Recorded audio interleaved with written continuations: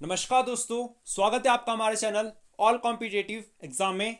आज हम डिस्कस करने वाले हैं मॉक टेस्ट नंबर 18। आपके एग्जाम के अब कुछ ही दिन शेष रह गए हैं। आई होप आप बहुत अच्छे से प्रिपरेशन कर रहे होंगे। तो आज का सेशन स्टार्ट करते हैं। तो शुरुआत करते हैं आज के सेशन की। तो पहला क्वेश्चन है, बिंबिसार को कौशला की कौशल देवी से विवाह करने पर डैश दहेज के रूप में मिली थी। तो बताया ऐसा क्या आंसर होगा। आपके ऑप्शन है काशी, पाटलीग्राम, राजगीर, चंपा। तो बताया ऐसा क्या आंसर होगा। तो राइट आंसर होगा ऑप्शन नंबर ए, काशी। प्रश्न हमारा, वल्लभ भाई पटेल को सरदार की उपाधि किसने दी थी। तो आपके ऑप्शन है सरोजिनी नायडू, महात्मा गांधी, सुभाष चंद्र बोस, लाला लाजपत राय। तो बताया ऐसा क्या आंसर होगा। तो राइट आंसर होगा option number B, Mahatma Gandhi. तो अगर आपको ऑप्शन में महात्मा गांधी नहीं दिया हो तो आपका राइट आंसर होगा बारडोली की महिलाओं ने। ठीक है, तो बारडोली का आंदोलन कब हुआ था बताइए। तो यह हुआ था सन 1928 में। ठीक है, तो आपसे पूछा जाएगा भारत की 550 रियासतों को इकट्ठा करने का श्रेय किसको जाता है। तो आपका राइट आंसर होगा वल्लभ भाई पटेल। वल्लभ भाई पटेल के जन्म दिवस पर 31 अक्टूबर को एकता दिवस भी मनाया जाता है। ठीक है, तो नेक्स्ट क्वेश्चन हमारा, पानीपत की पहली लड़ाई किस वर्ष लड़ी गई थी। तो बताया इससे क्या आंसर होगा। तो आप सभी को पता है, इसका राइट आंसर होगा ऑप्शन नंबर सी, यानी 1526 ईस्वी में। तो आपसे पूछा जाएगा पानीपत की दूसरी लड़ाई कब हुई। तो पानीपत की दूसरी लड़ाई सन 1556 में हुई थी और तीसरी लड़ाई सन 1761 में हुई थी। ठीक है, तो नेक्स्ट क्वेश्चन हमारा, सरस्वती नदी का उल्लेख निम्न में से किस वेद में किया गया है। तो बताया ऐसे क्या आंसर होगा। राइट आंसर होगा ऑप्शन नंबर बी, यानी ऋग्वेद। तो ऋग्वेद आप सभी को पता है, ऋग्वेद सबसे पुराना वेद है और इसमें 1028 सूक्त और 10 मंडल है। साथ ही में आपको याद रखना है, तीसरे मंडल में सावित्री और सूर्य का वर्णन किया गया है। ठीक है, तो आपसे पूछा जाएगा ऋग्वेद के 10वें मंडल में क्या दिया गया है। तो आपका राइट आंसर होगा 10वें मंडल में 4 वर्णों का उल्लेख दिया गया है। ठीक है, ऑप्शन नंबर ए में दिया आपको सामवेद। तो अगर बात करें सामवेद की, साम का अर्थ होता है गीत, तो आपका सामवेद है गीत से संबंधित। ठीक है, नेक्स्ट है आपका यजुर्वेद। तो यजुर्वेद में यज्ञ और अनुष्ठान करते समय किए जाने वाले मंत्रों और विधियों का उल्लेख है। ठीक है, नेक्स्ट है आपका अथर्ववेद। तो अथर्ववेद एक ऐसा वेद है जो त्रैवेद में शामिल नहीं है। पहले 3 वेद त्रैवेद में आते हैं। तो अथर्ववेद संबंधित है मैजिक और जादू टोना से। ठीक है, नेक्स्ट क्वेश्चन हमारा, ताजमहल के वास्तुकार कौन थे। तो बताया ऐसे क्या आंसर होगा। तो इसका राइट आंसर होगा ऑप्शन नंबर ए, यानी उस्ताद अहमद लाहौरी। तो आपसे पूछा जाएगा ताजमहल किस नदी के किनारे स्थित है। तो आपका राइट आंसर होगा यमुना रिवर के किनारे। तो नेक्स्ट क्वेश्चन हमारा, किस गवर्नर ने भारत में सती प्रथा का अंत किया था। तो बताया इससे क्या आंसर होगा। सती प्रथा पर किस गवर्नर जनरल ने रोक लगाई थी। तो आपका ऑप्शन है Lord Canning, Lord Ripon, Lord William Bentinck, Lord Dalhousie. तो इसका राइट आंसर होगा option number C, Lord William Bentinck. तो इन्होंने सन 1829 ईस्वी में सती प्रथा पर रोक लगाई थी। साथ ही में इसमें इनकी हेल्प की थी राजा राम मोहन राय ने। तो राजा राम मोहन से आपको याद रखना है कि इन्होंने सन 1828 ईस्वी में ब्रह्म समाज की स्थापना की थी। ठीक है, ऑप्शन नंबर डी में दिया आपको लॉर्ड डलहौजी। लॉर्ड डलहौजी ने भारत में रेलवे और डाक व्यवस्था का प्रचालन शुरू किया था। ठीक है, साथ ही में आपको याद रखना है कि इन्होंने हड़प नीति की शुरुआत भी की थी। तो नेक्स्ट क्वेश्चन हमारा, डैश में कलिंग युद्ध लड़ा गया था। तो बताया ऐसे क्या आंसर होगा। कलिंग का युद्ध कब लड़ा गया था बताइए। इसका राइट आंसर होगा ऑप्शन नंबर बी, यानी 261 बीसी। ठीक है, तो आपसे पूछा जाएगा कलिंग के युद्ध का वर्णन किस शिलालेख में दिया गया है। तो आपका राइट आंसर होगा 13वें शिलालेख में। साथ ही में आपको याद रखना है अशोक के पहले शिलालेख में पशु बलि की निंदा की गई है। ठीक है, तो नेक्स्ट क्वेश्चन हमारा, बंगाल के पहले गवर्नर जनरल कौन थे। तो बताया ऐसे क्या आंसर होगा।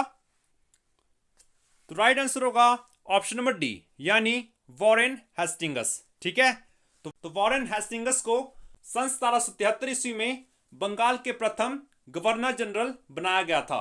ठीक है, साथ ही में 1773 के रेगुलेटिंग एक्ट के बाद भारत में पहली बार सुप्रीम कोर्ट की स्थापना की गई थी। ठीक है, तो नेक्स्ट क्वेश्चन हमारा, बुद्ध धम्म और संघ को एक साथ किस नाम से जाना जाता है? तो पता है ऐसे क्या आंसर होगा? आपके ऑप्शन है त्रिरत्न, त्रिवर्ग, त्रिसगा, त्रिमूर्ति। तो आपका राइट आंसर होगा ऑप्शन नंबर ए, यानी त्रिरत्न। नेक्स्ट क्वेश्चन हमारा, जैन धर्म के पहले तीर्थकर कौन थे? तो पता है ऐसे क्या आंसर होगा? तो आपका राइट आंसर होगा ऑप्शन नंबर डी, यानी ऋषभदेव। तो आप सभी को पता है जैन धर्म की स्थापना ऋषभदेव ने की थी। ठीक है, तो अगर आपसे पूछ रहा है जैन धर्म के वास्तविक संस्थापक कौन थे, तो जैन धर्म के वास्तविक संस्थापक थे महावीर स्वामी, और महावीर स्वामी 24वें तीर्थकर थे। तो अगर बात करें जैन धर्म में कितनी संगतियां हुई थी, तो जैन धर्म में मात्र 2 संगतियां हुई थी। पहली हुई थी पाटलिपुत्र में और दूसरी हुई थी वल्लभी में। ठीक है, तो नेक्स्ट क्वेश्चन हमारा, भीमबेटका की गुफाएं डैश में स्थित है? तो पता है ऐसे क्या आंसर होगा? तो राइट आंसर होगा ऑप्शन नंबर ए, यानी महाराष्ट्र में। ठीक है, तो नेक्स्ट क्वेश्चन हमारा, भारत में वास्को डी गामा कब आए थे? तो आप सभी को पता है वास्को डी गामा ने भारत की खोज की थी। तो ये आए थे सन 1498 ईस्वी में। सन 1498 ईस्वी में वास्को डी गामा केरल के तट कालीकट पर आए थे। ठीक है, तो नेक्स्ट क्वेश्चन हमारा, महाराणा प्रताप के घोड़े का नाम क्या था? तो बताया क्या आंसर होगा?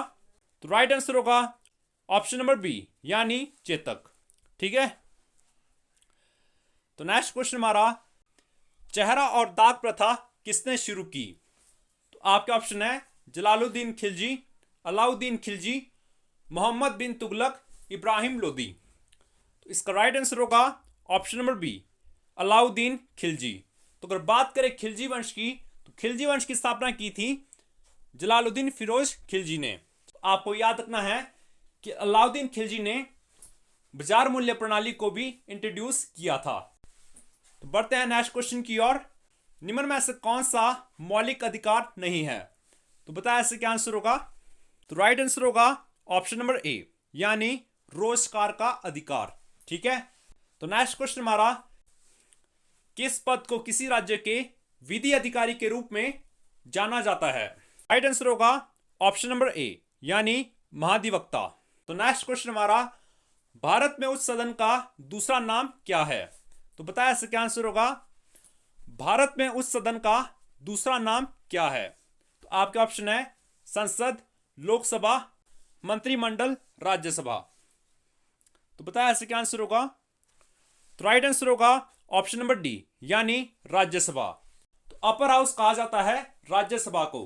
नेक्स्ट क्वेश्चन हमारा, भारत के किस संवैधानिक संशोधन अधिनियम में मतदान की आयु 21 वर्ष से 18 रखी गई? तो राइट आंसर होगा ऑप्शन नंबर बी, यानी 61वां संविधान संशोधन।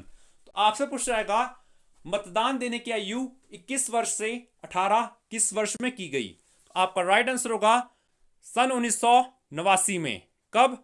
सन 1989 में। ठीक है, तो आपसे पूछ जाएगा महिलाओं को वोट देने का अधिकार किस देश ने सबसे पहले दिया? तो आपका राइट आंसर होगा न्यूजीलैंड। न्यूजीलैंड वह देश था जिसने महिलाओं को सबसे पहले वोट देने का अधिकार दिया। नेक्स्ट क्वेश्चन हमारा, राज्यसभा के सदस्य कितने वर्षों के लिए चुने जाते हैं? तो बताया इससे क्या आंसर होगा? तो राज्यसभा दिया है आर्टिकल 80 में। किसमें? आर्टिकल 80 में। तो आपको याद रखना है इनके सदस्यों का कार्यकाल 6 वर्ष का होता है। ठीक है, तो आपसे क्वेश्चन इस तरह भी पूछ जाता है राज्यसभा का कार्यकाल कितना होता है? तो आपका राइट आंसर होगा राज्यसभा एक स्थायी सदन है। क्या है? यह एक स्थायी सदन है और इसका कोई कार्यकाल नहीं होता। ठीक है, तो अगर बात करें लोकसभा की, तो लोकसभा का कार्यकाल है 5 वर्ष। इसके सदस्य का कार्यकाल भी 5 वर्ष ही होता है। साथ ही में आपको याद रखना है कि राज्यसभा का सदस्य बनने के लिए न्यूनतम आयु है 30 वर्ष और लोकसभा का सदस्य बनने के लिए न्यूनतम आयु है 25 वर्ष। ठीक है, आपको ये सारे पॉइंट्स याद रखने हैं। तो नेक्स्ट क्वेश्चन हमारा, पांचवी पंचवर्षीय योजना का मुख्य उद्देश्य क्या था? तो बताया इसका क्या आंसर होगा? इसका राइट आंसर होगा ऑप्शन नंबर ए, यानी गरीबी दूर करना और आत्मनिर्भरता की उपलब्धि। तो आपसे पूछ जाएगा पांचवी पंचवर्षीय योजना का कार्यकाल क्या है? तो बताया इसका क्या आंसर होगा? तो इसका कार्यकाल स्टार्ट होता है सन 1974 से 1978। तो अगर बात करें पंचवर्षीय योजना की, तो पहली पंचवर्षीय योजना का कार्यकाल था 1951 से सन 1956 और इसका मुख्य उद्देश्य था कृषि और उत्पादकता में वृद्धि। क्या था? कृषि और उत्पादकता में वृद्धि। नेक्स्ट आपका दूसरी पंचवर्षीय योजना। आपसे पूछ जाएगा दूसरी पंचवर्षीय योजना का मुख्य उद्देश्य क्या था? तो आपका राइट आंसर होगा भारी उद्योगों की स्थापना। और दूसरी पंचवर्षीय योजना में कई भारी उद्योग स्थापित किए गए थे, उनमें आते आपके राउरकेला, भिलाई और दुर्गापुर। ठीक है, तो आज का हमारा अंतिम क्वेश्चन है, किसी भारतीय संविधान की विधान परिषद की कुल सदस्यता की अधिकतम सीमा डैश है? तो आप इसका आंसर मुझे कमेंट बॉक्स में बताएंगे कि इसका आंसर क्या होगा। तो ये थे दोस्तों आज के हमारे इंपॉर्टेंट क्वेश्चन। सेशन पसंद आया है तो सेशन को लाइक और कमेंट करना ना भूले। तो आज के लिए दोस्तों इतना ही। जय हिंद, जय भारत।